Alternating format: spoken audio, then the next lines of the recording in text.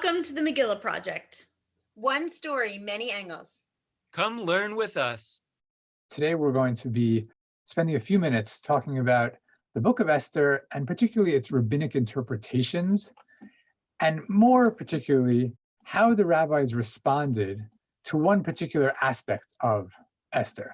And that's the fact that Esther is a strange biblical book. It's a biblical book that doesn't look like most other biblical books. In particular, I think it's a book for the diaspora, a diaspora-centric book. And the rabbis had to grapple with that and try to normalize it in some way. So let's start with just a minute about the book of Esther itself. If you had approached me in the year 400 BCE, late Persian times, and you said, I want to write a book. I don't want to just write a book. I want this book to be published in the Bible. The Bible's all the rage these days. Stuff's getting canonized left and right. And here's what I'm hearing. I'm hearing that any book that's in the Bible is like guaranteed to be in print for centuries, like the royalties are just going to roll in. So I want to get into the Bible. How do I get into the Bible? And I, as an agent, I've been paying attention to this as well. I would probably tell you the following. Like, look, you want to get into the Bible, you got to do a few things. There got to be a few elements of this book. First of all, the book should be centered around the land of Israel. It doesn't have to take place in the land of Israel. Maybe you can have a journey to the land of Israel, maybe a pilgrimage book, maybe an Exodus. I don't know, but like the land of Israel should be central to the story. Clearly, it should be about God.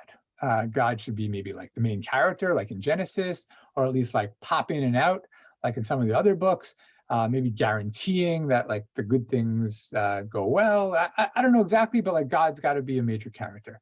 There should be piety in the book. Not all the characters have to be pious, but piety should be a theme. The temple should be central to the story.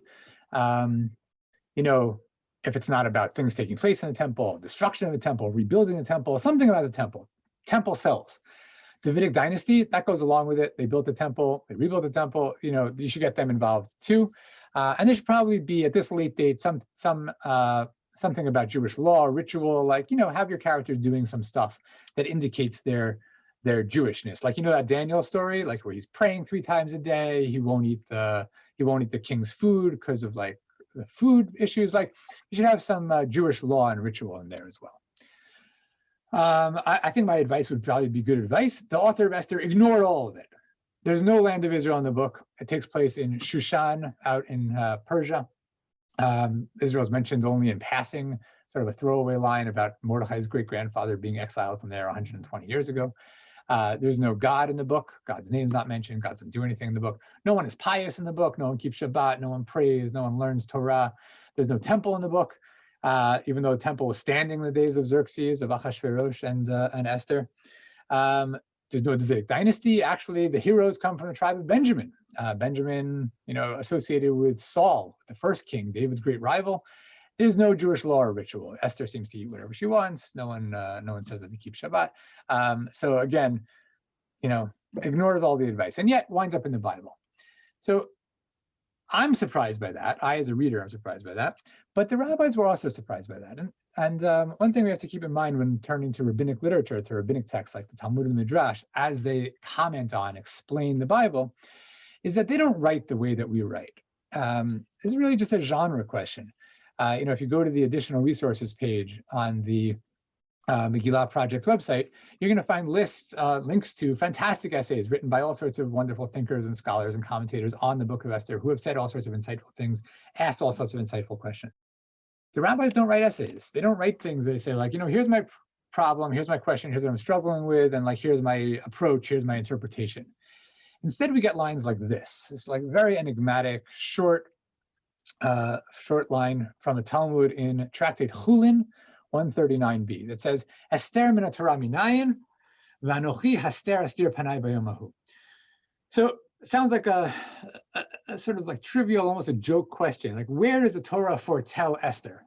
Why should the Torah foretell Esther? Not really said. The Torah doesn't foretell most of the other biblical books, but okay, where does the Torah foretell Esther? I'll go along with it. And the answer that we get is a play on words. V'anochi haster astir panai bayom hahu. Haster astir, I will indeed hide my face, sounds a lot like Esther. But of course, it takes only a second thought to realize that there's a lot more going on here than like a play on words answer to a silly question to begin with. The question really is a profound one. The Torah, we're getting here to Deuteronomy 31, This verse is from Deuteronomy. So the end of Deuteronomy. We read the 5 books of the Torah, and there is nothing in the Torah that prepares us for a story like Esther. Where does the Torah ever have an idea of a woman who's going to intermarry, abandon her cousin, go marry, become the queen of Persia, fulfill none of the laws, invoke God, not at all, do nothing Jewish except for save the Jews, and this is going to be a biblical book. Esther Torah Minayin, like where do we get the sense that this book of Esther, the story of Esther, could possibly be a biblical book? And the answer is what Deuteronomy 31 says, I will hide my face on that day. In one fell swoop, what the rabbis are doing in this incredibly short line is both saying that theologically, Esther has been licensed already in the Torah. There is an idea already in the Torah that we can have a story with God not being front and center because God is hidden.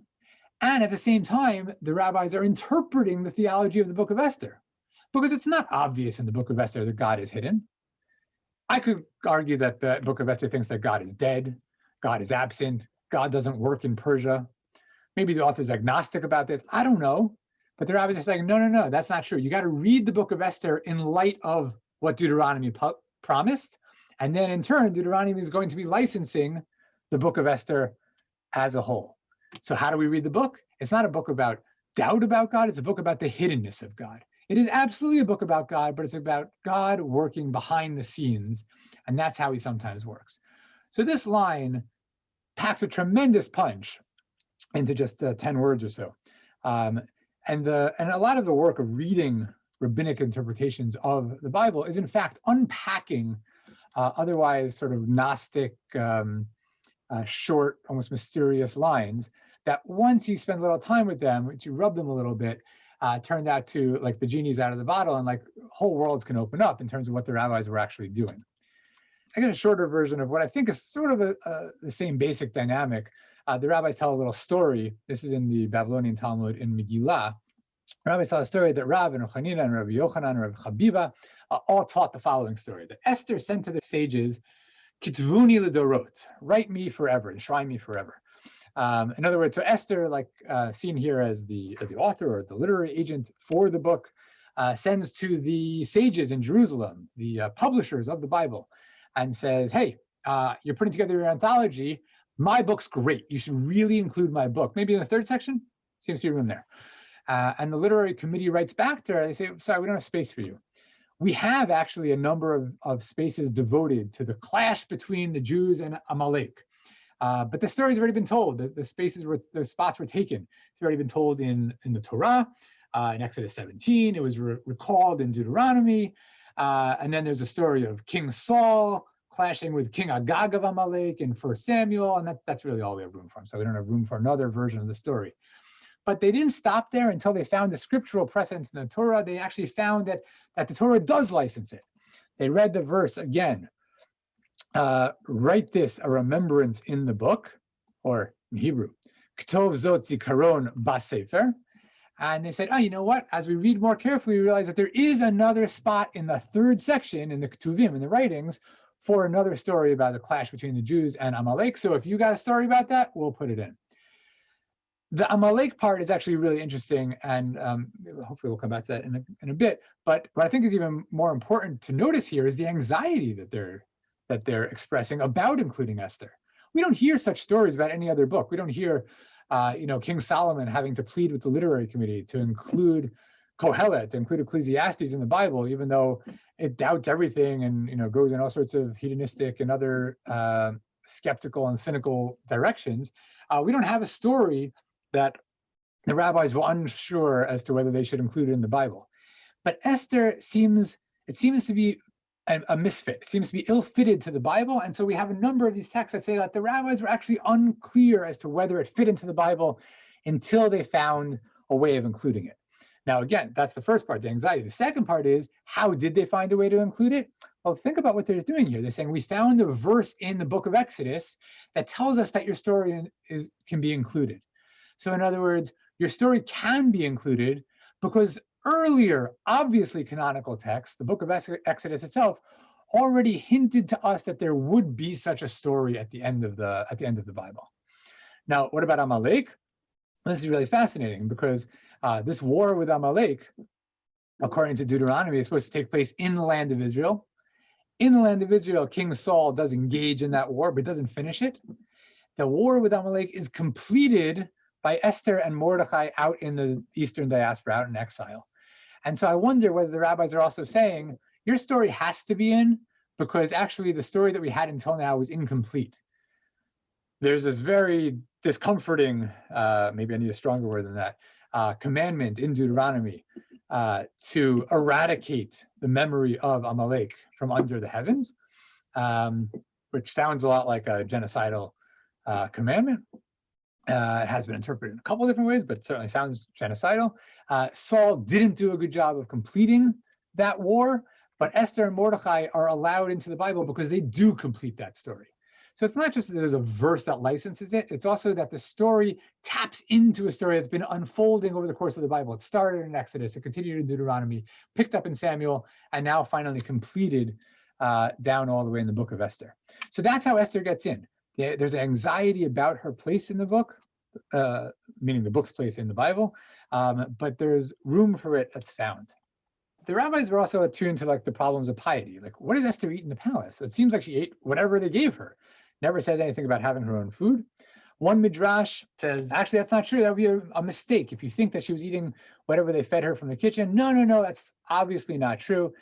She ate only her own food. She brought her own food. She had her own private chef.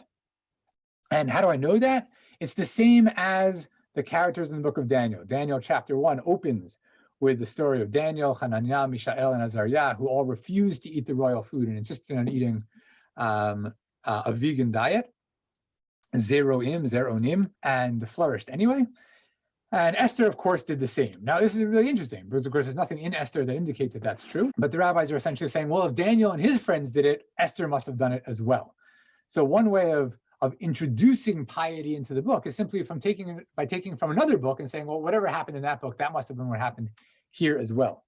But actually thinking about Daniel in this regard is really interesting because even though you can import certain details, the stories go in very different directions, and the rabbis were attuned to that as well. So the rabbis really ask, it's actually an interesting story within the Talmud who asked this question, but I mean, that's a really interesting question. Why did the Jews of that generation deserve destruction? So it's true, they're saved at the end, but nearly being massacred is a terrible thing. Why did they almost deserve to be massacred? And the answer that Rabbi Shimon Bar Yochai gives in the story is, in the Talmud, is because they enjoyed the feast of that wicked man. In other words, what's the feast of the wicked man? The wicked man, of course, is Achashverosh, is the king, and the feast is the feast narrated in chapter 1 of Esther. In that chapter, there's a big feast, there's a big party, where the Jews, they're not mentioned.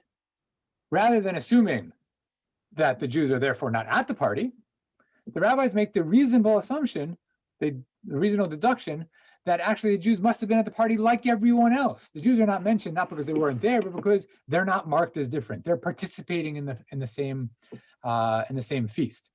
Now that then sets up a really interesting contrast with the book of Daniel, because in Daniel, the story starts with, here's Daniel, Hananiah, Mishael, and Azariah. They're great righteous people. They won't eat the king's food. You know what happens to them in the rest of the book? Only good things. God protects them throughout. What about Esther? Here's chapter 1. There's food in the palace. You know what? The Jews do eat that food. And so what happens to God? God absents himself. That's why this story is a story of near massacre, of near genocide. It's the Jews' own fault. And we see that by contrasting the book of Esther with the book of Daniel. So this is what the rabbis do. The rabbis line up the different books, and sometimes they just import from one to the other. They say, like, well, if it happened in Daniel, it must have happened in Esther. But sometimes they're focusing on the differences between Esther and Daniel and observing that those differences might actually explain theologically the different trajectories that the stories take more generally. I'm going to end with one last point, and that's that the book of Esther seems to have been particularly popular in the Eastern Diaspora. In other words, of course, the Jews live, according to the story, in Shushan and all of the 127 provinces of the Persian Empire. But if we think about rabbinic times, think about Talmudic times, of course, I mentioned a few minutes ago, the Babylonian Talmud. These Babylonians are living in roughly the same area, a few dozen miles apart, a few, maybe 50 to 100 miles away, depending on where they're living exactly, from where Esther and Mordechai's story took place. So it might not be surprising to realize that the story of Esther was particularly resonant, particularly popular with the Jews in the Eastern Empire, in the Eastern diaspora, meaning in Babylon and its region. This is even alluded to once in the Talmud, where the Talmud asks in Tractate Arachin, why do we not say Hallel on Purim? Hallel that we recite on all of the biblical festivals, but also on Hanukkah and on the new moon, on Rosh Chodesh. Why is there no Hallel on Purim? And there's a number of answers given, but the one that I have in mind right now is the answer given by Rava, the 4th century Babylonian Talmudic sage, who says, what would we say Hallel for? Here we are still sitting in the land of Achashverosh. There was no exodus here. There was no redemption here. We're still here. So what would we say Hallel for? But the Jews of Babylonia very much felt this was their story. They saw it as a story that was theirs. And so we have a number of indications that it was particularly popular. The picture that you're staring at on the screen here is a drawing of a synagogue from the Syrian town of Dura Europos. This is all the way in eastern Syria. Like, very unfortunately, this was ISIS territory just a couple of years ago. But it's a fascinating town, and I don't have time to talk too much more about it, but it was a border town between the Romans and the Sasanians, the Persians. And excavations back in the late 1920s and early 1930s discovered a standing synagogue. It was actually there because it was covered up as part of the city's defenses back in the early 3rd century CE. So this is a drawing of it. You see on the wall here all of these paintings. Those paintings are still extant. The synagogue has now been moved, now meaning 80 years ago, to the National Museum in Damascus, where it is closed to the public, but allegedly well cared for. Obviously, Syria, the last 7-8 years, everything is more fraught, but we can hope that along with peace for all the people of Syria, there can also be peace for the antiquities of Syria. And the synagogue at the front has an aron, has a Torah niche. You see this is actually a photo of the front here. This is the aron, and there are paintings all over. Now, just to the left of the aron, just the panel just next to the aron, is a picture depicting scenes from the Book of Esther. I'm actually going to show you a modern painting of that painting because it's more vibrant and easier to see. So this is done by Herbert Gut, who was the Yale artist on the expedition in 1932 or whatever it was. So this is in the collection of the Yale Museum. And as you can see all the details here. To the right, on the right, you have King Ahasuerus sitting on his throne. Esther is to his left, to our right, next to him. She's even labeled Esther, spelled wrong, under her.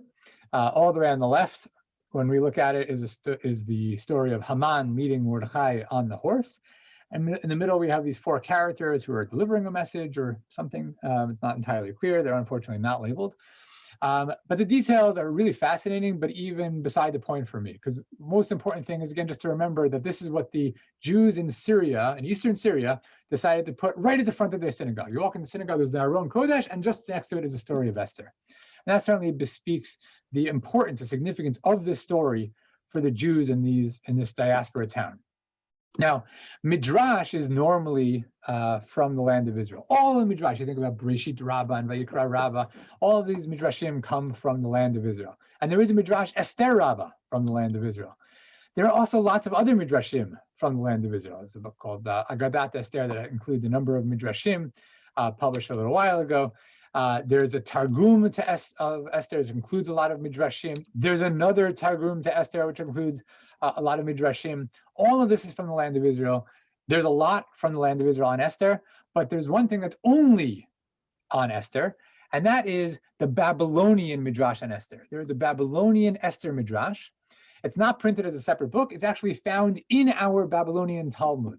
So if you open up any Babylonian Talmud to Tractate Megillah, page 10b, you will find the end of the sort of conventional Talmudic discourse. And then this is actually not in printed editions, but it's here in manuscript Vatican 134, it says, Salik Gemara. That is the end of the Gemara. And then we get the Midrash, Vayhi b'mei Achashverosh, Amar Rabbi Levi, V'yitem Rabbi Yonatan, and so on and so forth. We get a whole running Midrash, a Midrashic commentary on the book of Esther that stretches from 10b all the way to 17. It's a huge thing going essentially verse by verse through the book of Esther with rabbinic commentary. And this is something that we have only on the book of Esther. There's a fragment of one in Sotah in the book of Exodus, but essentially it's the only book in the Bible that has a Babylonian Midrash is the book of Esther. And I think that's not surprising. This is a story that appealed to the Jews in the Eastern Diaspora. The Babylonian Jews looked at it and said, this is our book, this is our story, this is a story of our community. It's the life that we live. We don't have a temple, we don't have a Jerusalem, we don't have political autonomy. All we have is the powers that be. We have the equivalent of Achashverosh. We have a life in which we do the best we can to navigate life in the diaspora. And that's the life that we also want to celebrate. So this is the book that's our book. The book of Esther is the diaspora book. It's the book that's our book. At the same time, it's a troubling book. It's a book that doesn't have all the things that make biblical books biblical. And so the rabbis also worked hard to either observe that or to redeem it, to bring the book more centrally into the Bible by integrating it into earlier biblical stories, by showing how it appeals to earlier biblical themes, and even completes earlier biblical narratives.